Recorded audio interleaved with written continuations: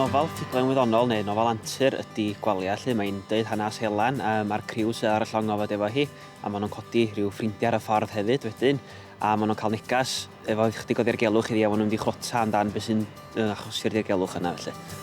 Isi ati sgwennu'r math yma nofel yn gyntaf am bod yna brindar, dwi'n meddwl, o'r math yma beth. Mae'n sicr pan i fengach o'n i'n meddwl bod yna brindar. Ac yn ail, dwi'n mwynhau, dyma math o beth dwi'n licio dweud gwir, oedden sbio ar lot o'r bethau fel mae'r teledu cyfreithiol, mae gan darllen llawer iawn o'r math yma beth felly. Oedd eu tannu nhw yn codi o'r niwl, roedd dyffryn anferth a gochra sgwâr perffaith syth. Llifau afonydd i'r dyffryn o'r tir uwchben, cyn disgyn, canoedd y ddrydfeddi yn rhiadra gwyn. Rhiadra oedd yn tasgu dafna man o ddŵr i'r awyr, yn greu ambell enfys, oedd fel pontydd ar draws ceg y dyffryn. O'n i'n licio bob un cymeriad, oedd na storia mawr tu ôl i bob cymeriad a lot o is-blotia. O'n i'n hoffi'n ar hogan oedd y prif cymeriad, herwydd oedd hi'n arwain y ddau hogyn.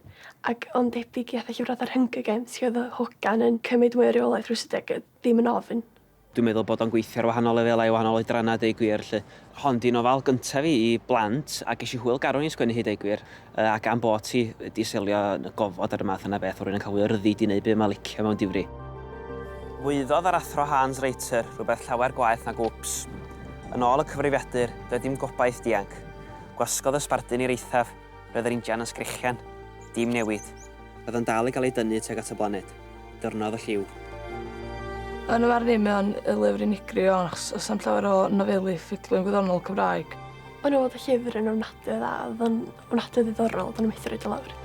Nes i ddechrau'n rhyw chydig, ac eisiau glwad mod i wedi cael yng Ngwynwebu ar gyfer Gwobr Tir Na lle, o'n i wrth o modd. Mae'n beth braf iawn, yn wedig ar nofel gyntaf. Dwi'n falch am mod i wedi cael ein wybiad, a fedra i o'n gobeithio y bydd o'n dod â fwy o bobl at y llyfr mewn ffordd, a bod o'n cael clywed amdano fo. Dyna di'r gobaith.